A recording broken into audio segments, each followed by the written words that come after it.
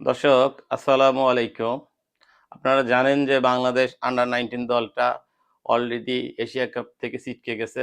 গতকালকে তারা সেমিফাইনালে পাকিস্তানের সাথে হেরে যায়। তো এই যে বাংলাদেশ দলটা যে এশিয়া কাপে যে ব্যর্থতা এবং বিশ্বকাপের যে সম্ভাবনা, এই বিষয়টা নিয়ে আজকে আমি কথা বলবো। তো ব্যর্থতা খুঁজতে গেলে আসলে অনেক কথাই বলতে হয়। সেটা হচ্ছে এই বাংলাদেশে যে আন্ডার 19 টিমটা, এই টিমটা কিন্তু টুর্নামেন্ট শুরু করছে খুবই ভালো। কারণ তারা ছিল গ্রুপে, তারা সবকটা ৩টা ম্যাচ ছিল গ্রুপে, ৩টা ম্যাচই তারা জয়লাভ করছে। এবং বড় ম্যাচে যেয়ে তারা নার্ভটা ধরে রাখতে পারে নাই এবং গতকালকে তারা খুবই বাজে ব্যাটিং করছে এবং বাজে বোলিং করছে। তো আপনারা যদি পর্যালোচনা করেন, এই দলটা কিন্তু অনেক দিন ধরে খেলতেছে এবং এই দলের খেলোয়াড়দের মধ্যে বোঝাপড়াটা ভালো। তো আমার যেটা অবজারভেশন সেটা হচ্ছে এই দলের শক্তিমত্তা বলতে এদের ব্যাটিংটাই শক্তিমত্তা, বোলিংটা আমার কাছে খুবই বাজে লাগছে। খুবই পেস বোলিং ডিপার্টমেন্টটা খুবই বাজে।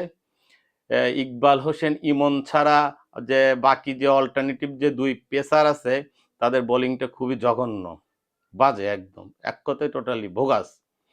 আর ব্যাটিং বলতে গেলে জাওয়াদ আবরার এবং আজিজুল হাকিম তামিম, এই দুজনের উপরে আসলে একটা দল চলে না। একটা দলকে যদি জিততে হয় আসলে 11 জনেরই পারফরমেন্স করতে হয়। দুই একজন খেলার উপরে কিন্তু দল আসলে চলে না, জয়লাভ হয় না, বড় টুর্নামেন্টে শিরোপা জেতা যায় না, সবাইকে পারফরমেন্স করতে হয় রে ভাই। দেখেন জাওয়াদ আবরার যে কটা ম্যাচে রান করছে সেই কটা ম্যাচেই কিন্তু বাংলাদেশ জিতছে। কালকে রান করতে পারে নাই, বাংলাদেশ কালকে জিতেও না। আজিজুল হাকিম তামিম, সেও রান করতে পারে নাই, বাংলাদেশ কিন্তু ভালো করে না। আর মিডল অর্ডার বলতে গেলে এখানে অলিন, কালাম সিদ্দিকী এবং রিজান হোসেন, এই দুজনের কিন্তু ব্যাটিংয়ে অনেক সমস্যা আছে এবং তারা কিন্তু ফর্মে নাই। এক কথা ফর্মে থাকলে হয়তো বাংলাদেশ আর একটু বেটার করতে পারতো। আর বোলিংয়ের ডিপার্টমেন্টে বলেন ইকবাল হোসেন ইমন ছাড়া যে বাকি দুইজন সবুজ এবং রাজিন যারাই আছে, তাদের বোলিংটা আসলে আপ টু দ্য মার্ক না। হ্যাঁ, আপনি যদি শিরোপা জিততে চান তাহলে আপনাদের কিন্তু ব্যাটিং বোলিং দুটাই কিন্তু আপ টু দ্য মার্ক হইতে হবে রে ভাই। আপ টু দ্য মার্ক না হইলে কিন্তু আসলে আপনি শিরোপা জিততে পারবেন না। আর আপনি স্পিনার ডিপার্টমেন্টে আসেন, আপনি এই পুরা টুর্নামেন্টে স্বাধীন রে বসায় রাখছেন, স্বাধীন রে একটা ম্যাচও দেন না। আপনি নিয়ে গেছেন কারে? জীবন রে। ভাই জীবন আপনার কি দিছে? কয় উইকেট পাইছে? বলকে আটকাইতে পারছে? ব্যাটসম্যানরে বাধায় রাখতে পারছে? পারে নাই। তাহলে আপনি জীবনে নিছেন কেন? আপনি দেবাশিস দেবারে দল থেকে বাদ দিছেন। সে আপনার সারা পুরা বছর আপনি তারে দলে রাখছেন, হুট করে এশিয়া কাপে নিয়ে যায় তারে বাদ নিবেন না আগে জানাইয়া দিছেন। তো জীবন কি ঘোড়া রান্না করছে? ভাই আপনার সেন্স অফ হিউমার ইউজ নাই রে ভাই। যারা বিসিবিতে যারা আছে, তারা যারা এই দল নির্বাচন করে, তাদের আসলে ক্রিকেট সেন্সে সমস্যা আছে। হুম, এটা জাতীয় দলে হোক, এজ লেভেলে হোক, যেই দলেই হোক। কালকে কি কারণে রিজান রে খেলান নাই ভাই, এটা আমার বোধগম্য আসে। যদি ইনজুরি থাকে তাহলে তাইলে একটা কথা, আর যদি ইনজুরি না থাকে তাইলে কিন্তু ভাই বিগ প্রবলেম। তারপরে যে আব্দুল্লাহ ছেলেটাকে নিছেন, আব্দুল্লাহ ছেলেটা না আছে ফুটওয়ার্ক, না ব্যাটিং করতে পারে, না আল্লাহ জানে তারে যে কি জন্য নিছেন। ক্যাপ্টেন আজিজুল হাকিমের তামিমের ব্যাটিংয়েও অনেক সমস্যা। এই যে সুবহান নামে যে ছেলেটা কালকে যে বল করছে, জাস্ট একটু সামনে বলগুলো বাউন্স বাউন্স করছে, সে ক্র্যাম্পড হয়েছে, সে ঘুরে যায়, সে স্লিপে ক্যাচ দিছে। ভাই এইভাবে খেলা হয় না, এগুলো শিখাইতে হবে ছেলে পেলেদেরকে, শিখাইতে হবে কোচিং স্টাফ, এদেরকে শিখাইতে হবে। যাই হোক, কালকে একটু এশিয়া কাপ হারছে, আশাহত হওয়ার কারণ নাই, এখান থেকে শিখবে ছেলেরা। এখন আগামী 15 তারিখ, 15 জানুয়ারি থেকে শুরু হচ্ছে বিশ্বকাপ। বাংলাদেশের সম্ভাবনা কিরকম বিশ্বকাপে? দেখেন বাংলাদেশ বিশ্বকাপে যে গ্রুপটা পড়ছে এটাকে বলা হচ্ছে গ্রুপ অফ ডেথ। এখানে বাংলাদেশ আছে, ভারত আছে, নিউজিল্যান্ড আছে এবং ইউএসএ আছে। তো এখানে কেউই কারো চেয়ে কম না। তো বাংলাদেশকে এই গ্রুপ থেকে যাবে দুইটা দল সুপার সিক্সে। তো এই দুইটা দল যাইতে হলে অবশ্যই বাংলাদেশকে অন্তত দুইটা ম্যাচ জিততে হবে। হুম, আইদার নিউজিল্যান্ড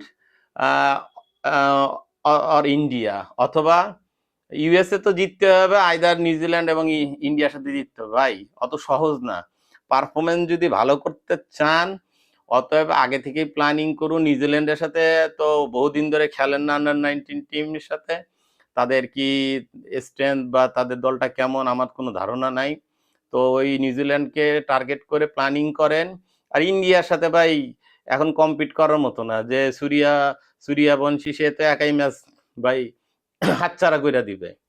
সো আপনারা যারা প্ল্যানিং এ আছেন, যারা দলটাকে নিয়ে প্ল্যানিং করতে চান, নিউজিল্যান্ডকে নিয়ে প্ল্যানিং করেন, আমেরিকাকে নিয়ে প্ল্যানিং করেন, তাহলে বাংলাদেশ হয়তো গ্রুপ পর্বে সেকেন্ড স্টেজে যাইতে পারবে। আর যদি প্ল্যানিং না করেন ভাই প্রথম রাউন্ডে বাদ পড়ে যেতে পারে। এখন বাংলাদেশের দলের দিকে তাকান, এই দলে পেস বোলিং এর ওখানে যেহেতু জিম্বাবুয়েতে খেলা হবে, তো এখানে একটু হলেও সুইং বাউন্স আছে।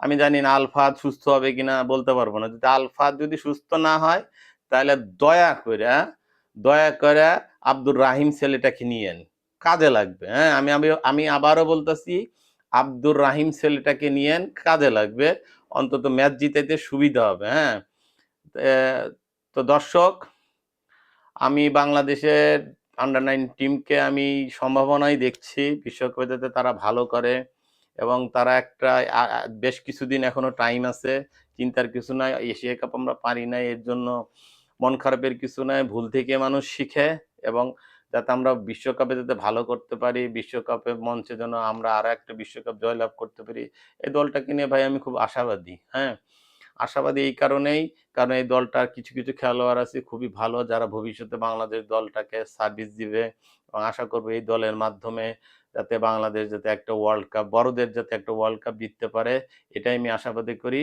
আর সাবস্ক্রাইব, লাইক, শেয়ার করতে ভুলবেন না। ধন্যবাদ সবাইকে।